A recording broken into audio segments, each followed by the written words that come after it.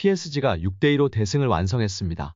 이날 승리로 PSG는 17승 8무 1패 승점 59점으로 리그앙 선두 자리를 지켰습니다. 2위 브레스트를 승점 12점 차로 따돌리는 데 성공했습니다. 이강인은 리그 2호 골과 함께 네 번째 공격 포인트를 올렸습니다. 모든 대회를 통틀어 네 번째 득점입니다. 또한 아시안컵 복귀 이후 PSG에서 넣은 첫 득점입니다. 프랑스 매체 90민은 이강인의 몽펠리에전 활약에 대해 평점 7점을 부여했습니다.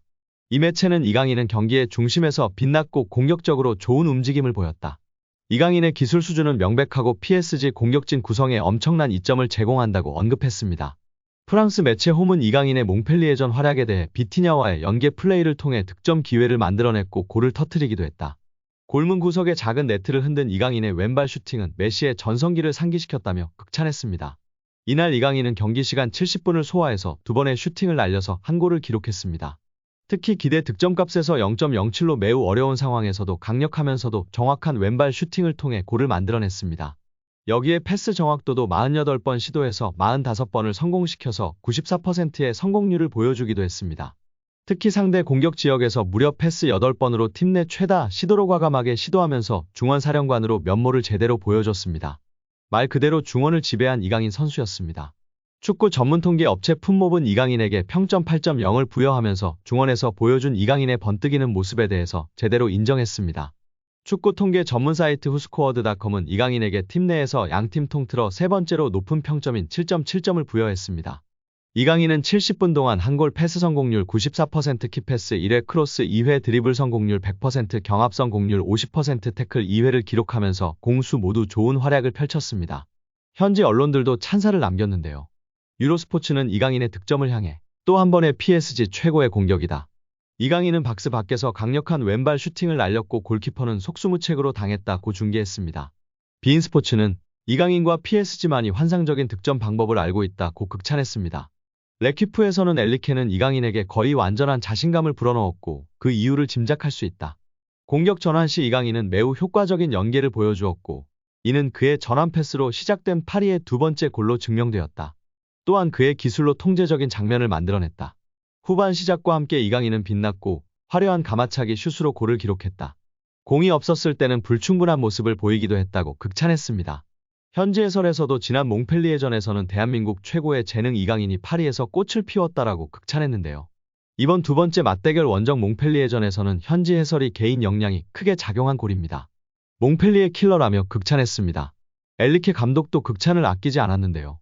이강인의 골 직후 어퍼컷 세리머니를 했던 엘리케 감독은 경기 후 기자회견에서 이 정도 실력을 가진 선수들에게는 당연한 골이었다라고 흡족해했습니다. 프랑스 카날 서포터스에 따르면 엘리케 감독은 이날 중거리 골을 넣은 음바페, 비티냐, 이강인 모두에게 박수를 보냈다. 그는 음바페는 박스 밖에서 골을 넣는 능력을 타고났다. 비티냐도 마찬가지고 이강인도 이런 능력에 뛰어난 소질이 있다라며 음바페, 비티냐, 이강인의 환상적인 골을 넣는 천부적인 재능을 극찬하였습니다. 오늘 골은 정말 대단했다. 선수들이 이런 방식으로 팀에 도움이 될 수 있다는 생각을 가지고 계속 노력할 수 있도록 동기를 부여해야 한다라고 앞으로의 활약을 기대했습니다. 풋메르카토는 경기 초반 음바페의 골 장면에서 존재감이 빛났습니다. PSG 공격의 활기를 불어넣었습니다. 후반 초반에는 콜로무아니와 연계 플레이에 이어 몽펠리에의 골망을 가르며 리그 두 번째 골을 넣었다라며 후반전 템포를 주도한 건 이강인이었다.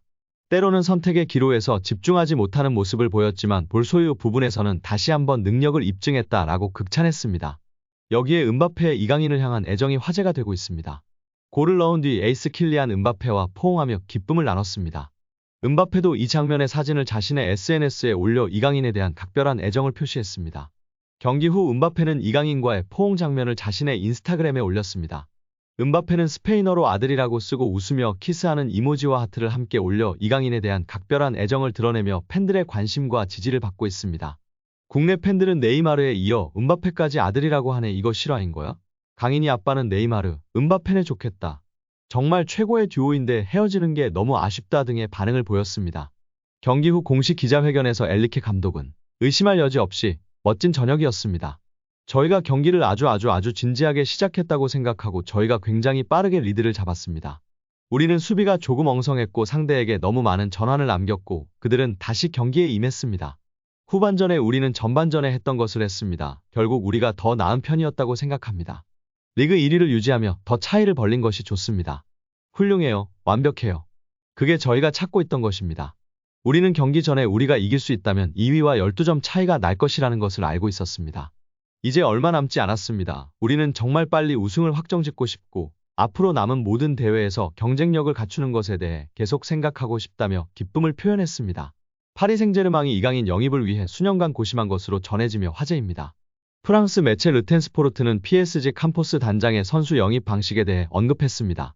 포르투갈 출신 캄포스 단장은 포르투갈 프리메이라 리가의 비센테 등 다양한 클럽의 감독을 맡았고 2012년에는 무리뉴 감독의 레알 마드리드에서 전술 분석가로 활약하기도 했습니다. 캄포스는 지난 2013년부터 2016년까지 모나코에서 단장으로 활약했고 이후 리를 거쳐 2022년 PSG 단장으로 부임했습니다. 르텐스포르트는 PSG의 지난 여름 이적 시장에서 주목할 영입 중 한 명인 이강인 영입을 위해 PSG는 2,200만 유로를 지출했다. 스페인 프리메라리가의 발렌시아와 마요르카에서 활약했던 이강인은 PSG의 기대에 완벽하게 부합했다며 PSG의 캄포스 단장은 릴의 단장을 맡았을 때 이미 발렌시아에서 활약하고 있던 이강인을 알고 있었다고 전했습니다.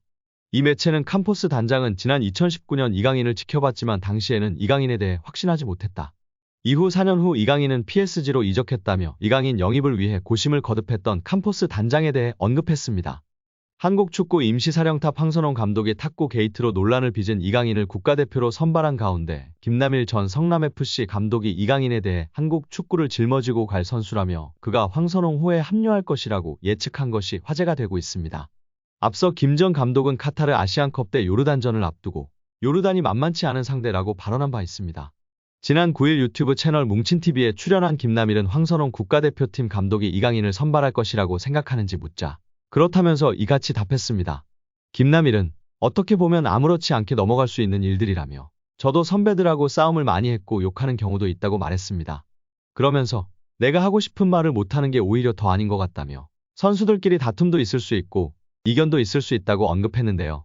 특히 김남일은 개인적인 생각이지만 강인이를 대표팀에 데려가야 하는 이유는 앞으로 한국 축구를 짊어지고 가야 할 선수 중 하나이기 때문이라고 강조했습니다. 그는 황선홍 감독이 이강인을 대표팀에 부를지 여부를 묻는 질문에 대해서는 부를 것 같다며 강인이를 어떻게 쓸지 아는 감독이라고 답했습니다.